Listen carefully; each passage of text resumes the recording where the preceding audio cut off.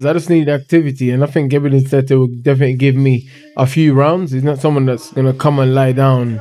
He'll give me a few rounds. So David put me in a good place from activity and Do it. And what did he do? Shame on you. Dillian Whyte once again reveals his bitterness as he tries to stain the glory of Moses' victory with desperate drug claims. Instead of facing the truth that he was outclassed, Whyte hides behind weak excuses. The audience is not blind to this reality. They know this fight is not about drugs. It is about a fearless young lion exposed in the fading shadows of an old warrior. And that's what he's done. So for me, I hate him because of that. Because I've seen drugs ruin a lot of people's life. Loads of kids and around the world, it's a big problem. So for me, I hate him for that. Dillian Whyte's pathetic drug excuses only make him appear desperate. Johnny Nelson was right when he said there was no bad luck. Whyte was simply defeated by the superior man, Moses Itauma, exposed him without doubt. And instead of admitting reality, Whyte continues to embarrass himself with false words that nobody in the boxing world accepts. He's done everything possible, so he got in there and was beaten by the better man. You know, did he lose or did he get beat? He got beat.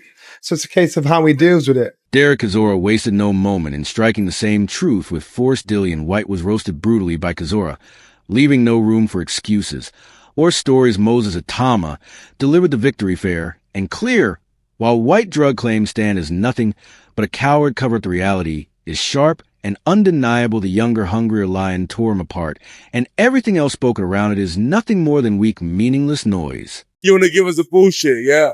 So, but what I'm trying to say is, yeah, people always say, oh, I was not well, that's why I lost the fight. No.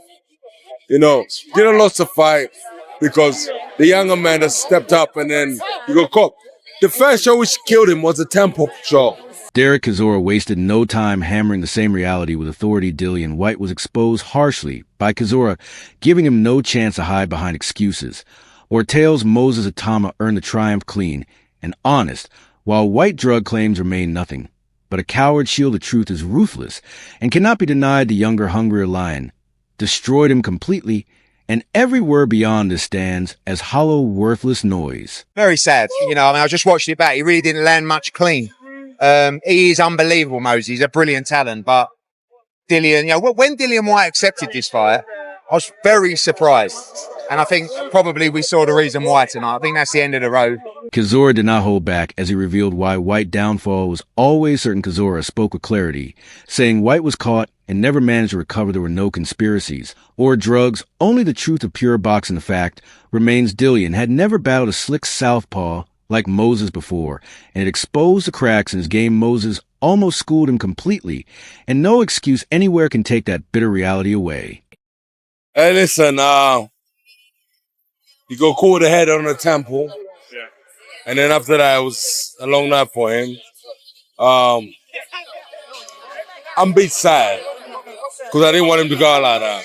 Duke McKenzie exposed the truth for precision. Dillian Whyte never entered the ring seeking glory. He entered chasing a payday. At this stage in his career, that was the only thing he carried. Facing Moses Itauma was never about proving he still belonged among the elite. It was about grabbing a check and praying for a miracle punch. Yet the reality is that miracle was never close to landing. Moses is too sharp, too quick, too disciplined to be touched by a fading heavyweight who has fallen many times.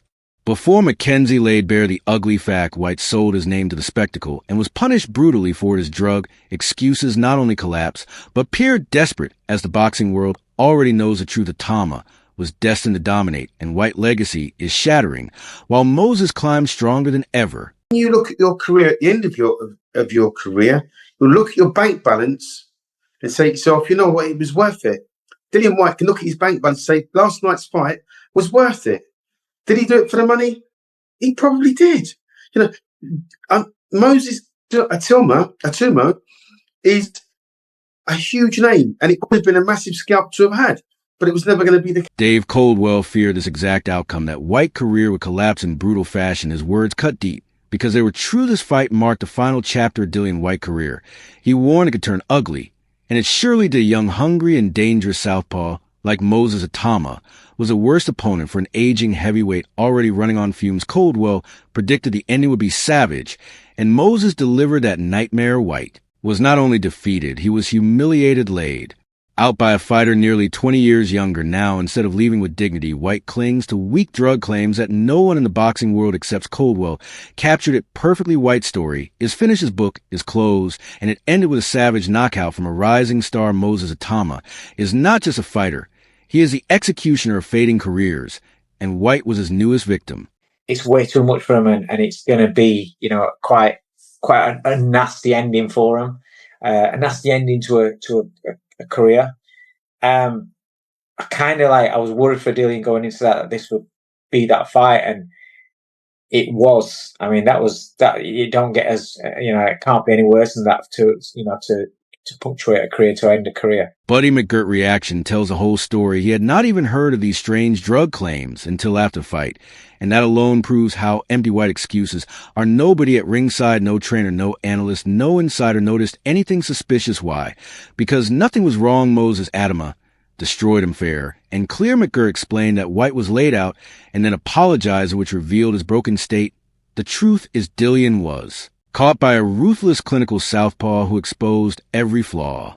Instead of accepting it, he is now trying to stain a 19-year-old with false words. McGirt refused to even entertain the talk, which shows exactly where credibility stands. Whyte excuses are just noise, while the knockout remains a harsh reality. Moses crushed him without shortcuts, without doubts, only with pure skill and raw power. First time me hearing it, you know what I mean? I didn't hear anything like that, so excuse me, I really couldn't elaborate on that, to be honest with you. Amir Khan broke it down with clarity, showing exactly why Moses Itauma is so dangerous. Amir Khan explained it perfectly. Speed destroys, and Moses carried it in devastating style. Not only speed, but precision and raw power behind every strike. Many believe Whyte experience and strength could give him hope early, but instead, he was broken before the fight even began. Amir revealed the truth. Moses is not just a young prospect. He is a real threat to the entire heavyweight division. His mix of speed and timing left Whyte with no solutions. That is why all the excuses after the loss are laughable. There were no drugs, no conspiracies, only pure boxing brilliance from a young fighter changing the limits of heavyweights. Khan words remind everyone of one fact. This was not luck. This was Moses proving to the world he is a nightmare for all, and that reality terrifies the division. No one expected it to finish that quick.